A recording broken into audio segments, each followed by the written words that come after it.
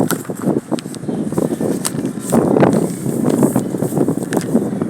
afternoon, viewers. I am reporting live from Jamaica with an update on Hurricane Melissa.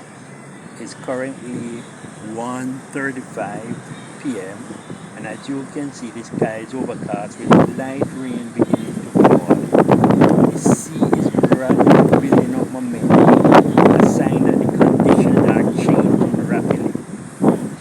I am located in the northwest section of the island where we are expecting to see a landfall around 4 p.m.